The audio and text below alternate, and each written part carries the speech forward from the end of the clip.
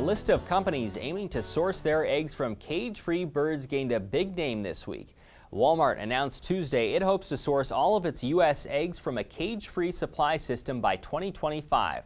The move will also include the same goal at Sam's Club stores across the U.S. Other large retailers, including Target and McDonald's, have previously announced their similar intentions to transition their egg supplies. But this week's announcement was especially noteworthy because Walmart is this country's largest retailer. The company's requirements will call for nests, perches, and litters for its suppliers laying hens. To learn what a cage-free system looks like and to see those specific features, we talked with Nebraska Extension poultry specialist Sheila Purdum Wednesday here on UNL's East Campus. A cage-free system is going to be a more open housing system that allows the birds to move about freely and meet several of their behavioral needs. What are the differences between a normal battery cage system, as you would think about it, and a cage-free system? Okay. A normal battery system would have 4 to 6 birds in a small confinement space, whereas an aviary system such as this is going to have hundreds of birds mingling in a more open system. What are the benefits of a cage-free system? Well, the cage-free system allows the birds to express some of its natural behaviors, such as perching. There are perches available, a nest area for laying their eggs, and then finally a dust bathing area so that they may dust bathe and clean themselves and their feathers. How long has UNL been working with this kind of system?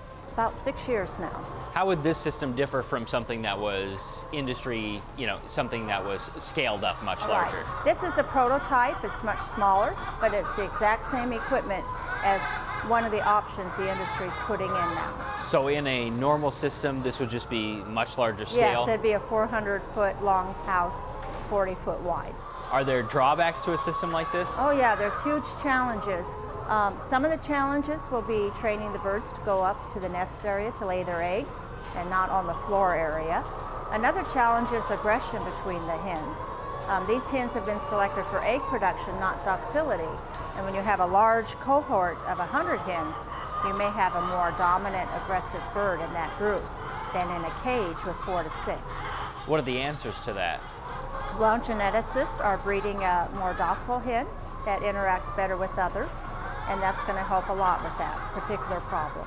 What do you notice when you put a bird from a normal battery cage type system into a system like this? Well, initially they're a little confused about where to lay their eggs, so we have to train them to go up high and lay their eggs there, and then it takes them a while to explore their new environment, but they do adapt. Tell me about the birds that are in this system today. Okay. These birds are about 1 year and 2 months old. They're brown leghorns. They're going through their first molt cycle right now, so they look a little ragged, but they will recover and put on nice fresh feathers very soon. What of the lighting system might be noticeable to some people? Yes, the lighting system's a little crazy. We're providing supplemental lights down in the floor area to keep the hens from not wanting to lay their eggs there.